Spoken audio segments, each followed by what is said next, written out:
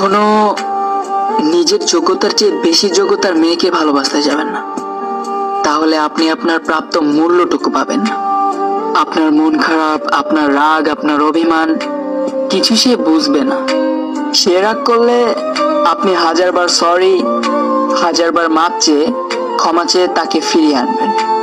কিন্তু আপনি একটু অভিমান করলে, মন খারাপ করলে সে কখনোই মাথা নত করবে না। কারণ আপনি থাকলেই কি আর না থাকলেই কি, তার কিচ্ছু আসে যায় না। কারণ আপনি তো তার যোগ্যই না।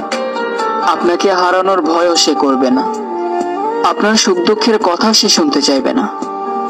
সবসময় অ্যাটিটিউড নিয়ে থাকবে। আর আপনার যোগ্যতার চেয়ে কম যোগ্যতার একটা মেয়েকে ভালোবাসেন, দেখবেন সে আপনাকে মাথায় করে রাখবে। আপনার অভিমান, আপনার মন খারাপ সবকিছু সে বুঝবে। আপনার দুঃখগুলোকে সে নিজের দুঃখ মনে করবে। সে আপনার সুখেও পাশে থাকবে, দুঃখেও পাশে থাকবে। আপনার একটু রাগী কথা তার চোখে জল আনতে বাধ্য করবে, কারণ সে আপনাকে হারানোর ভয় পাবে অল টাইম। আপনি যেভাবে বলবেন সেভাবেই সে চলবে, তবু আপনাকে হারাতে চাইবে না। এভরিথিং। আর এটাই হচ্ছে বড়লোক মেয়ে আর গরিব মেয়ের ভালোবাসার পার্থক্য।